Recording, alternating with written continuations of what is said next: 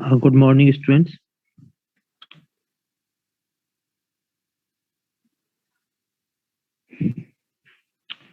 जो last topic था बेटा, उसमें ध्यान से देखें आप। अ, जो लास्ट टॉपिक था वो हमने पढ़ा था आपको एस्ट्रोनॉमिकल टेलीस्कोप। ठीक है बेटा। तो जो एस्ट्रोनॉमिकल टेलीस्कोप था, now there are some defects in a lens. There are some defects in a lens. There are two types defect in a lens. जो फर्स्ट डिफेक्ट था बेटा वो था स्फेरिकल एवरेशन। इसमें क्या था कि if a group of parallel rays are incident on a convex lens after reflection, they meet at a point. This point is called focus. But in bigger lens, but in bigger size lens, the rays which are nearer to principal axis, the rays which are nearer to principal axis is called paraxial rays. Is called paraxial rays, and the rays which are far away from principal axis, it is called marginal rays.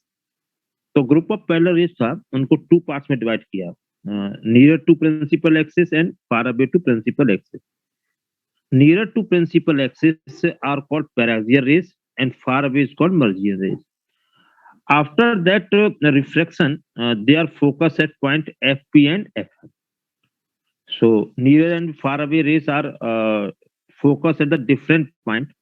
Such type of defect is called spherical aberration. So if a group of parallel rays are incident on a convex lens after refraction, they focus at the different points. Next type defect is called chromatic aberration. Chromatic aberration.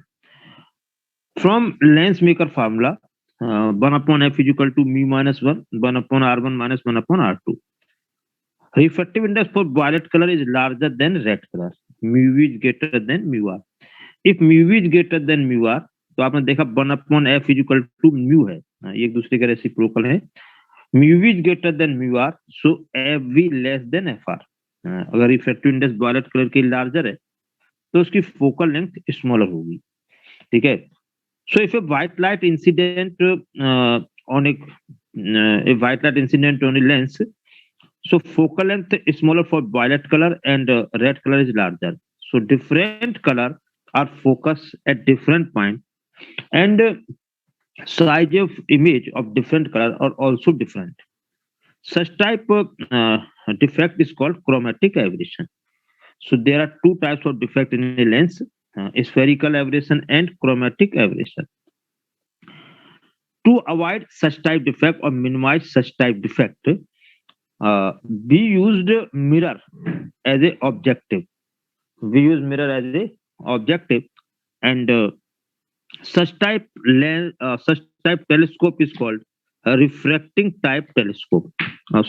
Reflecting type telescope. REFLECTING, reflecting type telescope.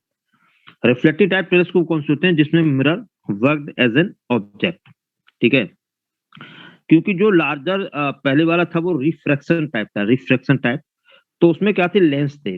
और अगर larger aperture और larger focal length का lens prepare कर रहे बेटा, तो वो बहुत ज्यादा हैवी भी थे और डिफेक्ट भी थे उनमें। तो इसमें क्या हुआ कि कॉन्वेक्स मिरर और mirror are used as a objective mirror, as a objective, then such type telescope is called reflecting type telescope. ठीक है। और इसमें देखें थोड़ा सा, ये देखिए, ये डायग्राम जो है थोड़ा क्लियर है, तो आप इससे आप डायग्राम को ड्रॉ करना।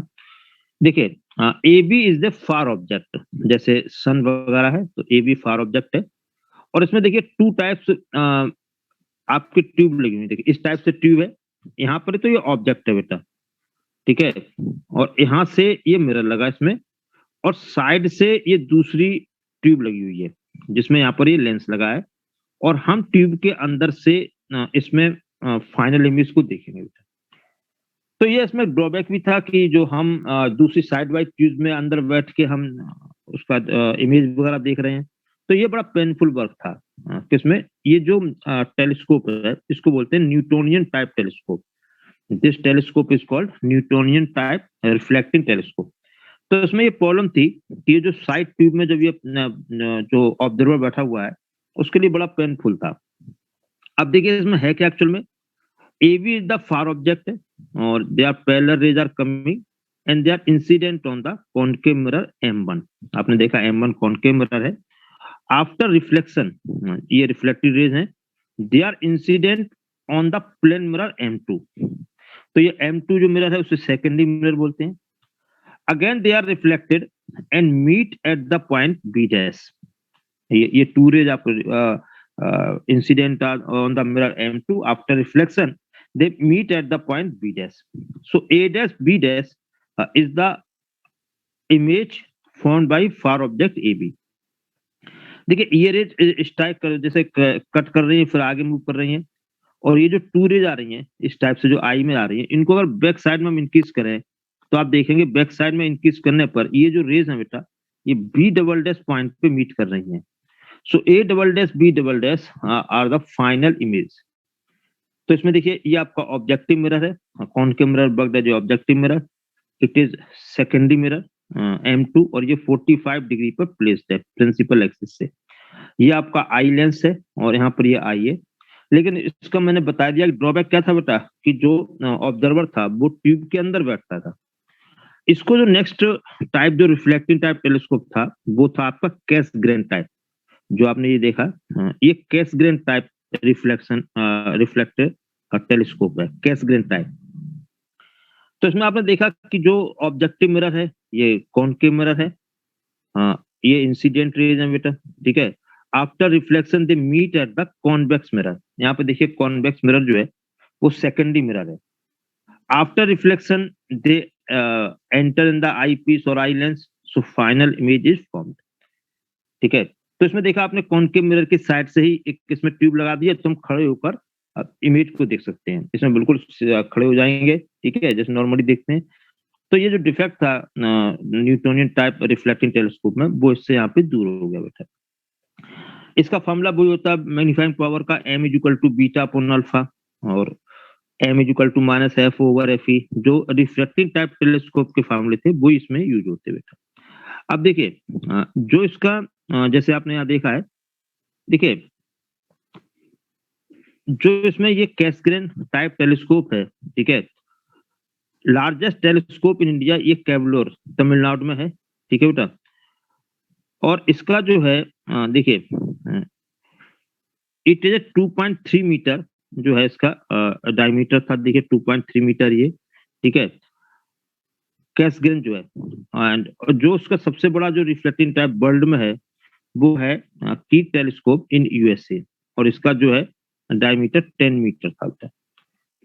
अब तो हमारे पास टू टाइप्स के टेलीस्कोप हो गए, रिफ्लेक्शन टाइप टेलीस्कोप और रिफ्लेक्टिंग टाइप टेलीस्कोप. तो देखिए अब इसमें एडवांटेज क्या है. एडवांटेज देखिए तो एडवांटेज ऑफ रिफ्लेक्टिंग टाइप, ठीक है, advantage of reflecting type telescope, ठीक है, ये मिरर की जगह बेटा टेलीस्कोप को लेना, रिफ्लेक्टिंग टाइप टेलीस्कोप. अब देखिए it is free from chromatic abrasion. जो रिफ्लेक्टिंग टाइप टेलीस्कोप होता है वो क्या होता है, फ्री फ्रॉम क्रोमेटिक एब्रेशन, ठीक है. नेक्स्ट जो है इसमें क्रोमेटिक एब्रेशन से बिल्कुल फ्री हो जाता है और जो स्फेरिकल एब्रेशन अभी जो मैं डिफेक्ट बताया था बेटा वो इसमें मिनिमाइज होता है, ठीक है. अब लाइट गैदरिंग पावर, ठीक है, रिजॉल्विंग पावर मीन्स होता है टू फार ऑब्जेक्ट जो बिल्कुल क्लोज में है उनको थोड़ा डिस्टेंस के साथ देखना, क्लियर देखना, रिजॉल्व करना, अलग अलग करना. तो light gathering power, resolving power, magnifying power all are larger, ठीक है. और larger aperture, larger focal length के कॉनकेव मिरर्स जो बनाते हैं कॉनकेव कॉन्वेक्स मिरर वो इजीली कंस्ट्रक्ट हो जाते हैं और लाइट वेटेड होते हैं. तो ये एडवांटेज था रिफ्लेक्टिंग टाइप टेलीस्कोप का, रिफ्लेक्टिंग टाइप टेलीस्कोप का ये एडवांटेज था. अब देखिए comparison of reflecting and refracting type telescope, comparison of reflecting and refracting type telescope. अब इसे कंपेयर करते हैं बेटा. तो देखिए कंपेयर में बेटा क्या है, ध्यान से देखें आप. Convex lens worked as an objective lens, ये हमारा रिफ्रैक्टिंग टाइप टेलीस्कोप है जिसमें कॉन्वेक्स लेंस जो है वो ऑब्जेक्टिव टाइप लेंस की तरह बिहेव करता है. और यहाँ पे आपने भी देखा है concave mirror worked as a objective mirror, ठीक है. इसके बाद जो है रिफ्लेक्टिव जो आपका जो है रिफ्लेक्शन टाइप टेलीस्कोप में it is suffered from chromatic abrasion, मतलब इसमें क्रोमेटिक एब्रेशन जो डिफेक्ट है वो इसमें प्रेजेंट रहता है, लेकिन if it is free from chromatic aberration, क्योंकि लेंस में फोकल लेंथ रिफ्रैक्टिव इंडेक्स पर डिपेंड करती है, मिरर में नहीं करती, कि radius of curvature f equal to r/2 होता है उसमें मिरर में, इसलिए ये फ्री होता है इसमें। It is suffered from spherical aberration, ठीक है, इसमें ये मिनिमाइज होता है। और अगर हम पैराबोलिक मिरर यूज करें, कॉनकेव मिरर की जगह पैराबोलिक मिरर यूज करें, तो ये बिल्कुल आपका इसको बिल्कुल 100% आप अवॉइड भी कर सकते हैं, नियर अबाउट 100%। तो स्फेरिकल एब्रेशन इसमें मिनिमाइज हो सकता है। लाइट गैदरिंग पावर और resolving power, magnifying power all are smaller. जो रिफ्रैक्टिंग टाइप टेलीस्कोप है जिसमें हम लेंस यूज करते हैं, उसमें ये सभी light gathering power, resolving power, magnifying power all are smaller. और इस वाले में जो है रिफ्लेक्टिंग टाइप टेलीस्कोप में all these are larger, all these are larger बेटा। तो ये हमने अभी आज बताया हमने आपको रिफ्लेक्टिंग टाइप टेलीस्कोप बेटा, ठीक है। तो इसमें किसी स्टूडेंट को कोई डाउट हो बेटा तो अपना आप एक बार हाथ खड़ा कर दें, तो आप बात पूछ सकते हैं बेटा। किसी स्टूडेंट को कोई डाउट है तो रिफ्लेक्टिंग टाइप टेलीस्कोप में बेटा, ठीक है। देखिए इसके बाद जो है ये जो है ना, जैसे रे ऑप्टिक्स, ये चैप्टर जो है वो रिटन पॉइंट ऑफ व्यू से तो जैसे मान लीजिए ये जो थ्योरी पॉइंट ऑफ व्यू से कंप्लीट हो गया, ठीक है। अब इसके बाद जो बेटा है अब वेव ऑप्टिक्स का है, वेव ऑप्टिक्स, ठीक है। तो अब हम इसके बाद अब वेव ऑप्टिक्स से स्टार्ट कर रहे हैं, ठीक है। तो एक बार आप थोड़ा टाइम लगेगा पीडीएफ चेंज करने में।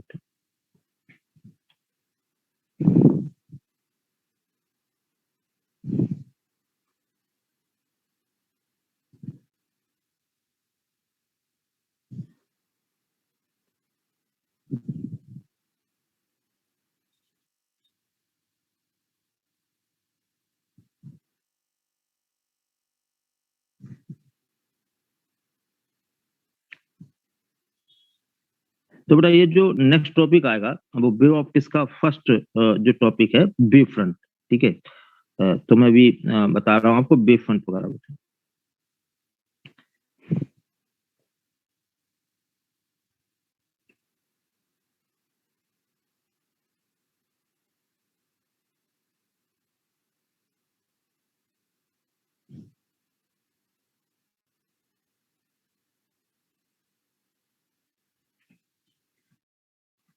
देखिए बेटा वेव फ्रंट क्या होता है, when waves are moving in a medium then disturbance is moving and particle of the medium are vibrating, ठीक है बेटा। अगर वेव्स चलेंगी तो डिस्टर्बेंस चलता है, पार्टिकल वाइब्रेशन करते हैं। A surface at which all the particle vibrating in the same phase, एक बार इसको समझ लेना। A surface at which all the particle vibrating in the same phase are called wave front. Same phase का अर्थ हुआ अगर वो मीन पोजीशन पे है तो सभी मीन पोजीशन पे होंगे, अगर अपवार्ड जा रहे तो अपवार्ड जाएंगे, उन सबकी पोजीशन एक जैसी होगी, तो इसे कहते हैं सेम फेज में। Such type surfaces are known as wave front. यहाँ आप देखते हैं if a wave source is point source, अगर सोर्स पॉइंट है, पॉइंट सोर्स है, लाइट सोर्स पॉइंट सोर्स है, तो स्फेरिकल वेव फ्रंट मिलता है। जैसे यहाँ से अगर वेव्स चलेंगी बेटा तो ये सेंटर पे point source work as a centre, तो ये डिस्टेंस रेडियस इक्वल होगी। यहाँ से चलने वाली वेव्स इस सरफेस पे, स्फेरिकल सरफेस पे एक साथ आएंगे बेटा, तो सभी पार्टिकल एक साथ वाइब्रेशन स्टार्ट करेंगे, तो due to point source wave front is spherical. और एक परपेंडिकुलर एरो, वेव फ्रंट के परपेंडिकुलर एरो जो वेव मोशन की डायरेक्शंस को बताए, लाइट के मोशंस की डायरेक्शंस बताए उठा, these arrow perpendicular arrow is called rays. तो रेज जो होता है light rays, they are perpendicular to wave front बेटा। अब जैसे इसमें हमने बताया कि इस पे पॉइंट सोर्स है तो वेव फ्रंट स्फेरिकल होगा। इसमें देखें ध्यान से, अगर रेज पैरेलल हैं, देखो बेटा ये रेज पैरेलल हैं, ठीक है, आपको रेज दिखाई दे रही पैरेलल है, तो वेव फ्रंट परपेंडिकुलर प्लेन होगा, क्योंकि रेज के परपेंडिकुलर वेव फ्रंट होता है और ये प्लेन शेप में होगा। तो पैरेलल रेज की वजह से वेव फ्रंट किस नेचर का होता है बेटा, प्लेन, प्लेन सरफेस। इसके बाद देखिए जो नेक्स्ट है बेटा उनको ध्यान से देखें। जैसे इसको देखिए, प्रिज्म वाले को देखें आप, जैसे यहाँ पे आ रही जैसे ये आपने देखा पैरेलल रेज है, तो वेव फ्रंट प्लेन हो गया, ये थोड़ा सा टर्न कर रहे हैं ये रेज, ये भी प्लेन वेव फ्रंट है। तो प्रिज्म पे प्लेन वेव फ्रंट इंसिडेंट हो रहा है और प्लेन वेव फ्रंट ही उसमें बाहर मिल रहा है, रिफ्रैक्शन फॉर्म में मिल रहा है बेटा। अब आप देखो, ये जो कॉन्वेक्स लेंस है, देखा आपने, इसमें क्या है कि ये जो रेज है बेटा, ये पैरेलल रेज है। पैरेलल रेज की वजह से इंसिडेंट जो वेव फ्रंट है वो प्लेन है बेटा, देखिए, ठीक है। ये इस आपका जो प्लेन वेव फ्रंट इंसिडेंट हो रहा। कॉन्वेक्स लेंस क्या करता है कि if parallel rays are incident, then after reflection they meet at the focus. These rays are called converging rays. Convex lens is also called converging lens. So these rays are called converging rays. तो converging rays की वजह से आपने देखा कि wave front किस तरह से, ये स्फेरिकल है, देखो ध्यान से, ये स्फेरिकल है बेटा, ये वाला। तो अगर पैरेलल रेज है तो वेव फ्रंट प्लेन है, कन्वर्जिंग रेज है तो वेव फ्रंट स्फेरिकल है। इसी तरह से डाइवर्जिंग रेज भी होंगी तब भी वेव फ्रंट कैसा होगा, प्लेन होगा। तो उसमें जैसे आपका जैसे में ये लेंस है, जैसे मान लीजिए, और यहाँ पे ये फोकस है, आपसे इस तरह से कह दे भाई ये रेज आ रही है, ठीक है, after reflection they are parallel to each other. तो इसमें वेव फ्रंट कैसा है, तो इंसिडेंट वेव फ्रंट कैसा होगा, स्फेरिकल, और जो रिफ्लेक्शन वेव फ्रंट होगा ये हो जाएगा प्लेन वेव फ्रंट, क्योंकि रेज हो गई पैरेलल। तो अगर अब पैरेलल रेज आ रही है तो वेव फ्रंट प्लेन होगा, इंसिडेंट वेव फ्रंट प्लेन होगा। और अगर इस तरह की सिचुएशन है कि लाइट सोर्स फोकस पे रखा हुआ है तो इंसिडेंट वेव फ्रंट स्फेरिकल, और रिफ्रैक्टेड वेव फ्रंट जो दूसरे मीडियम में आ रहा, ये वाला जो है, ठीक है, तो ये प्लेन होगा बेटा। तो इसमें due to point source wave front is spherical. और अगर सिलेंडी आपका जो है लाइट सोर्स, देखिए, लाइट सोर्स अगर लीनियर है, जैसे ये है, जैसे रोड वगैरह है, कोई भी लाइट सोर्स जो है लीनियर है, तो ये देखिए आपने लाइट सोर्स लीनियर है लेकिन वेव फ्रंट जो है ये सिलेंड्रिकल आ रहा है, तो इसमें सिलेंड्रिकल वेव फ्रंट होता है। अगर लाइट सोर्स लीनियर है तो वेव फ्रंट कैसा होगा, सिलेंड्रिकल होगा। अगर मान लीजिए जैसे अब फार स्टार वगैरह है, स्टार्स हैं काफी डिस्टेंस पे हैं, तो वहां से चलेगा बेटा स्फेरिकल वेव फ्रंट, और अर्थ तक आते आते वो प्लेन वेव फ्रंट में कन्वर्ट हो जाता है, क्योंकि स्फेरिकल पार्ट जो है काफी लार्जर होता चला जाएगा, तो प्लेन वेव फ्रंट में वो कन्वर्ट हो जाता है। तो स्फेरिकल और सिलेंड्रिकल जो दोनों वेव फ्रंट है फार डिस्टेंस में प्लेन वेव फ्रंट में कन्वर्ट हो जाएगी। तो ये देखिए ये डायग्राम बने हैं, ये रेज पैरेलल हैं तो वेव फ्रंट प्लेन हो गया, परपेंडिकुलर प्लेन। ये आपकी कन्वर्जिंग रेज है, वेव फ्रंट स्फेरिकल हो गया बेटा। ये डाइवर्जिंग रेज है, फिर भी वेव फ्रंट कैसा बेटा, ये आपके स्फेरिकल वेव फ्रंट है। जो नेक्स्ट इसमें टॉपिक है बेटा, वेव फ्रंट की डेफिनेशन के बाद हाइगन्स प्रिंसिपल और हाइगन्स वेव थ्योरी, ध्यान से देखने से, हाइगन्स प्रिंसिपल और हाइगन्स वेव थ्योरी। तो ये जो हाइगन्स प्रिंसिपल और Huygens wave theory are depends upon following assumptions, मतलब इसने कुछ अजम्पशन माने इमेजिन की, कुछ चीजें, कुछ पॉइंट्स इमेजिन किए और फिर वो प्रैक्टिकली सही पाई गई, ठीक है बेटा। तो इसमें पहला जो था आपका फर्स्ट अजम्पशन था, इसमें फर्स्ट अजम्पशन में he is give the definition of wave front. तो इसमें देखिए, a surface at which all the particles or points vibrating in the same phase is called wave front।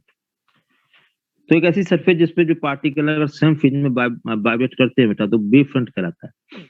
Second, अब second point को ध्यान समझो बेटा, each point on wave front, primary wave front, work as a source of new waves. तो wave front का हर point से हर particle एक नई वेव्स की सोर्स की तरह बिहेव करता है, जिससे वेव्स बाहर आती है। ध्यान सुन लेना, each point on wave front, primary wave front, work as a source of new waves, these waves are called secondary wavelets. तो जो यहाँ से जैसे मान लो ये रेज आ रही, मान लीजिए किसी समय ये स्फेरिकल वेव फ्रंट है और इसमें ये पॉइंट है, ठीक है, जैसे पॉइंट पार्टिकल नंबर 1 है, 2 है, 3 है। अब इस सब पार्टिकल से फिर नई वेव्स आना शुरू हो जाएंगी, इस टाइप जो भी है, तो ये वेव्स कहलाती हैं सेकेंडरी वेवलेट्स। वेवलेट्स माना होता है ग्रुप ऑफ वेव्स, ठीक है। तो सेकेंडरी वेव्स कहलाती हैं जो प्राइमरी वेव फ्रंट से आएंगी। तो फर्स्ट अजम्पशन था definition of wave front, second assumption था सेकेंडरी वेवलेट्स, मतलब जो primary wave front, each point on the primary wave front work as a source of new waves, these waves are called secondary wavelets. अब इसका जो third point है उसको ध्यान से देखें बेटा, if we draw an envelope और टेंजेंशियल सरफेस, एनवलप माना होता है, जैसे आपने देखा एनवलप माना कवर होता है जिसमें हम लेटर वगैरह भेज देते हैं, ग्रीटिंग कार्ड भेजते हैं, तो एनवलप मीन्स कवर। यहाँ एनवलप का सेंस है टेंजेंशियल सरफेस से, आप टेंजेंट टच करते हुए सरफेस को ड्रॉ करें of secondary wavelets, then it represent the position of new wavefront। तो वो कह रहा है जो सेकेंडरी वेवलेट्स मिल रहा है, अगर उसमें हम एनवलप या टेंजेंशियल सरफेस ड्रॉ करते हैं, then this surface represent new position of wavefront बेटा। अब इसी को देखो हम इसमें समझाते हैं इस फिगर से बेटा, ध्यान से देखें आप।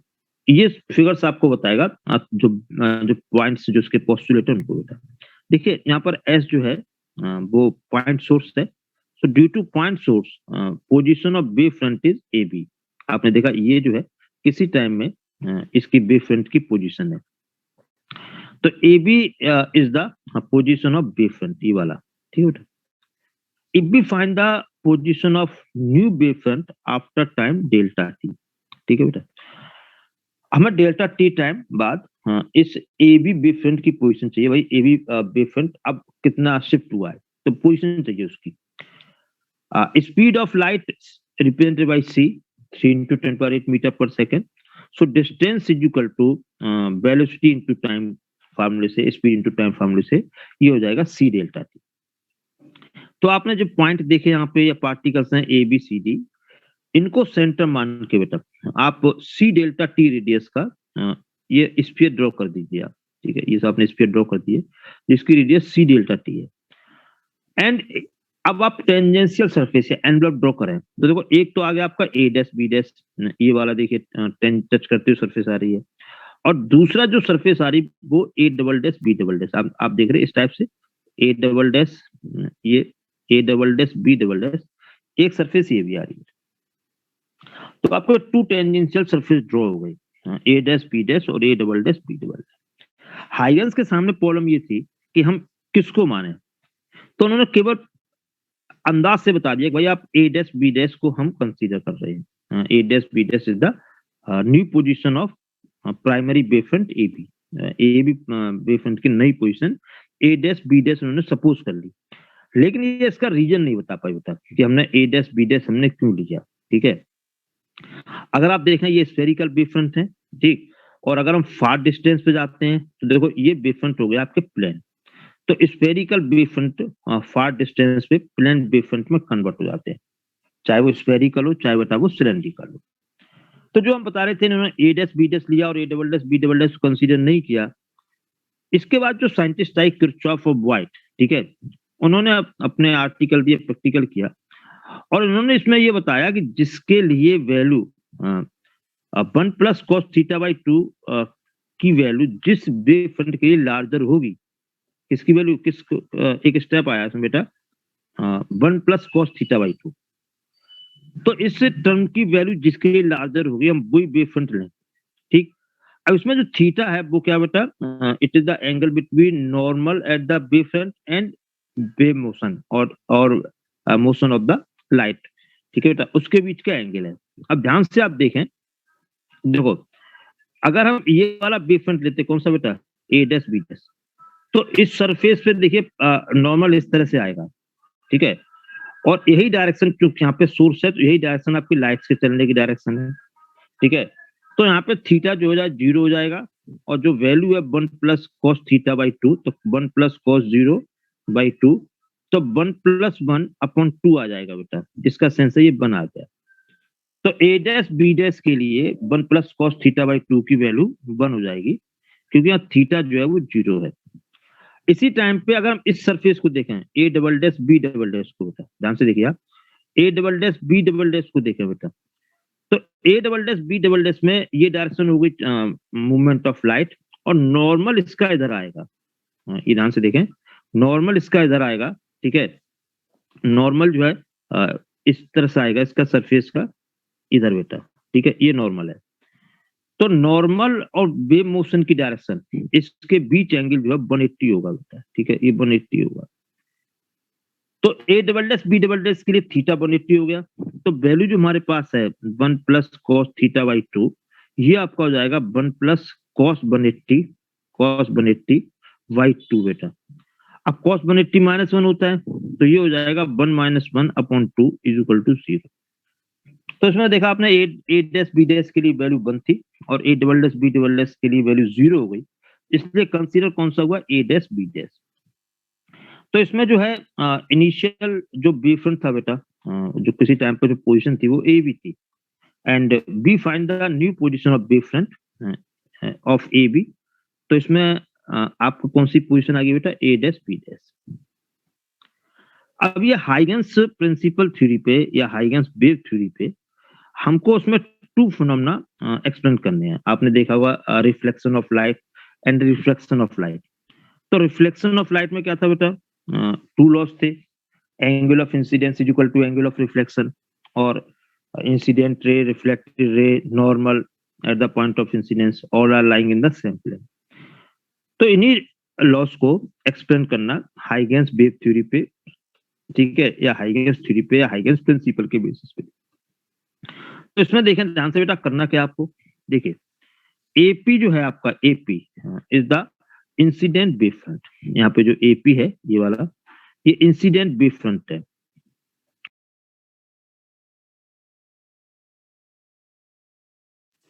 देखिए बेटा, इसमें ध्यान से देखें बेटा, तो जो यहाँ पर पॉइंट पी है बेटा, ये point P, each point work as a source of new waves. तो इसमें ये जो पी पॉइंट्स जो वेव्स आएगी बेटा, वो पी डैश पॉइंट तक आने में टी टाइम दे रहा है। Time taken by the waves which are coming from point P is T. So PP dash is equal to C into T, distance is equal to speed into time से ये PP dash distance जो है बेटा, ठीक है, ये distance है PP dash, ये सी टी होगा। In the same time, the waves which are coming from point A cover the distance AA dash, cover the distance AA dash. So we draw a arc of radius AA dash. आप AA dash distance cover कर रहा है, आपने क्या किया कि AA dash radius लेके आपने आर्क ड्रॉ कर दिया, और इस आर्क पे आप देखें ध्यान से, ये जो आर्क है इस पे टेंजेंशियल सरफेस ये वाला है, A डैश P डैश। तो इसमें बेटा क्या कि जो एपी है वो इंसिडेंट वेव फ्रंट है, ठीक है, ये एपी इंसिडेंट वेव फ्रंट है, ए डैश पी डैश ये रिफ्लेक्टेड वेव फ्रंट है, A dash P dash reflected wave front है। So angle formed by incident wave front with the surface is I and reflected wave front with the surface is R, ठीक है बेटा। अब देखो, अगर ये angle आई है हमारा बेटा, अगर ये एंगल आई है तो ये एंगल भी आई होगा, मींस एंगल ऑफ इंसिडेंस भी आई होगा। क्योंकि इसमें आई कैसे होगा, जैसे हमने इसमें देखिए ये आई लिया यहाँ से यहाँ तक का, तो ये जो एंगल होगा वो 90 माइनस आई हो जाएगा, ठीक है। ये रेज इस वेव फ्रंट पे परपेंडिकुलर है, तो 90 माइनस आई करोगे तो माइनस माइनस प्लस हो जाएगा, और 90 से 90 कैंसिल हो जाएगा। इसका सेंस है बेटा कि अगर ये एंगल आई है हमारा, ये एंगल आई है तो ये भी आई होगा, और अगर ये वाला एंगल आर है तो हमारा ये एंगल भी आर होगा। तो इसमें AP is the incident wave front and A dash B dash is the reflected wave front. अब आप देखो बेटा, हमारे पास टू ट्रायंगल बन गए, ए पी और ये वाला ट्रायंगल पी डैश, ठीक है, और दूसरा ट्रायंगल बना ये वाला ए dash P dash, A dash P dash. अब हम इसी ट्रायंगल को कंपेयर करते, दोनों ट्रायंगल को कंपेयर करते, तो आप देखेंगे ध्यान से, देखिए जो डिस्टेंस आपका पीपी डैश डिस्टेंस है और जो ए डैश डिस्टेंस है, ये दोनों इक्वल है, और दोनों ही सी टी के इक्वल है। देखिए पीपी डैश और A dash R equal and they are equal to C T. आप इसको देखें, ये एंगल पी है, ये एंगल ए डैश है, ये 90 डिग्री है, ठीक है, तो ये 90 डिग्री है, तो ये दोनों आपके एंगल्स भी इक्वल हो गए, जो 90 इक्वल है बेटा। और इन दोनों ट्रायंगल में ये वाली साइड है आपकी एपी डैश, ये कॉमन है दोनों ट्रायंगल में, एपी डैश साइड कॉमन हो गई, तो ये सिमिलर ट्रायंगल्स हो गए या कंकरेंट ट्रायंगल हो गए दोनों, ठीक है बेटा। तो सिमिलर ट्रायंगल्स होने से क्या हुआ कि इसमें जो एंगल आई है वो एंगल आर के इक्वल हो गया, या angle of incidence is equal to angle of reflection, I is equal to R. आप अगर फिगर में देखते हैं तो देखिए इंसिडेंट रे, रिफ्लेक्टेड रे और नॉर्मल, ये सभी एक ही प्लेन में है बेटा, तो ये जो मैं टॉपिक अभी बताया, ये टॉपिक था reflection of light, explanation of laws of reflection या reflection of light on the basis of Huygens wave theory, Huygens principle और सिंपल वेव थ्योरी। जो नेक्स्ट जो है टॉपिक बेटा, वो था आपका रिफ्रैक्शन ऑफ लाइट। देखिए ध्यान से, जो नेक्स्ट टॉपिक है बेटा, refraction of light on the basis of Huygens wave theory. ठीक है, अभी तो मैंने डिस्कस किया था बेटा रिफ्लेक्शन ऑफ लाइट को, और अब जो टॉपिक है वो है refraction of light, refraction of light. ठीक है, अब आप देखो बेटा रिफ्रैक्शन ऑफ लाइट में क्या हुआ, देखिए AP is the incident wave front. ठीक है, और हम यहाँ पे ले रहे हैं रेयर टू डेंसर। ध्यान से देख लेना, इसमें टू टाइप्स के फिनोमेना होते हैं, rare to denser, denser to rare. और Snell's law sine I upon sine R is equal to constant, ये प्रूव करना है। और सेकंड लॉ क्या था भाई, और एक और लॉ क्या था, लॉ था incident ray, refracted ray, normal, all are lying in the same plane. तो इसमें देखिए एपी इंसिडेंट वेव फ्रंट है। ठीक है, और हम डिस्कस कर रहे हैं रेयर टू डेंसर मीडियम का। ठीक है बेटा, रेयर टू डेंसर का। तो देखिए ये एपी इंसिडेंट वेव फ्रंट है, और ये सरफेस पे ये इंसिडेंट हुआ, तो एंगल ऑफ इंसिडेंट जो एंगल है with the surface incident wave front का, ये आई है, तो ये भी एंगल आई होगा। ठीक है बेटा, point P, time taken by the point P और waves which are coming from point P is T to reach the P dash. तो पी और पी डैश पॉइंट में, जैसे पी पॉइंट आगे जाएगा, बेस चलेंगे, पी डैश तक पहुंचने में टी टाइम देगा। So time taken by the base which are coming from point P and reaching the point P dash is T. So PP dash is equal to CT. तो आपने देखा C means velocity of या speed of light in air or vacuum, rare medium. तो ये distance PP dash आपकी CT हो जाएगी बेटा। और इस जो डेंसर मीडियम है, now we suppose the symbol for velocity is B. तो यहाँ से जितने टाइम में ये पी डैश पे पहुंच रहा है, सेम टाइम पे जो ए से वेव्स चल रही है वो ए डैश डिस्टेंस कवर करती है, ए डैश डिस्टेंस। तो देखिए आपको ध्यान क्या रखना बेटा, इसमें रेयर टू डेंसर जा रहा है तो ये बेंड टुवर्ड्स द नॉर्मल हो जाएगा, तो आप इधर नॉर्मल, इसके कंपेरेटिवली आप इधर नॉर्मल की तरफ रखेंगे। ठीक है बेटा, और ये डिस्टेंस जो है ए डैश, ये इस डिस्टेंस से कम होगी, क्योंकि डेंसर मीडियम में स्पीड कम है, टाइम सेम है, तो डिस्टेंस स्मॉल हो जाएगी। तो स्मॉलर डिस्टेंस आप बनाएंगे इसके कंपेरेटिवली। ठीक है बेटा, तो ये ए डैश डिस्टेंस कवर कर रहा है। आपने क्या किया, एक आर्क ड्रॉ किया, ए डैश डिस्टेंस का आर्क ड्रॉ कर लिया बेटा। ठीक है, आर्क को ड्रॉ किया, ये देखिए ये आर्क है, और इस आर्क पे ये देखिए टेंजेंशियल सरफेस है, ए डैश पी डैश।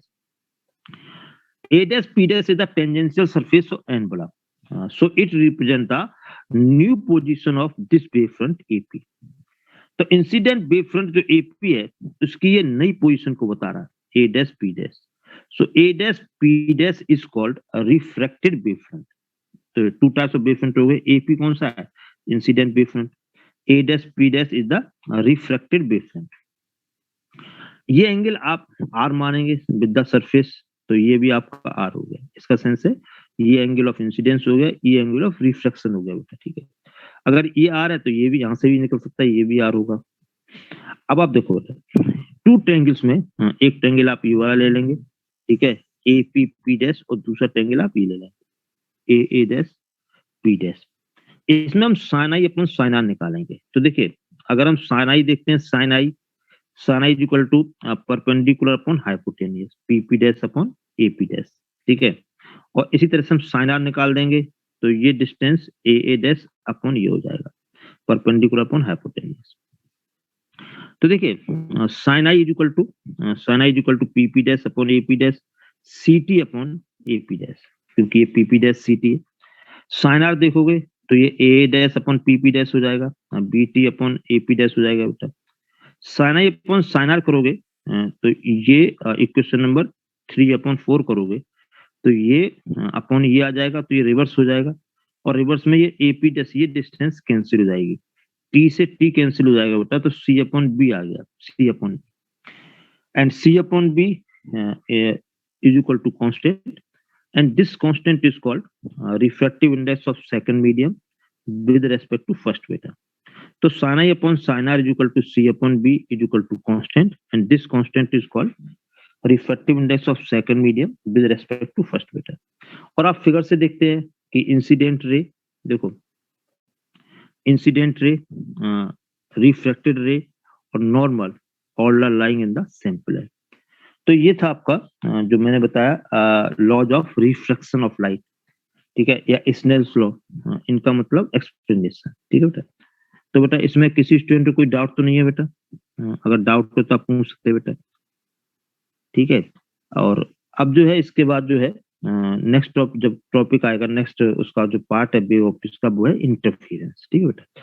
तो इस टॉपिक को हम कल डिस्कस करेंगे आपके साथ में, ठीक है। थैंक यू बेटा।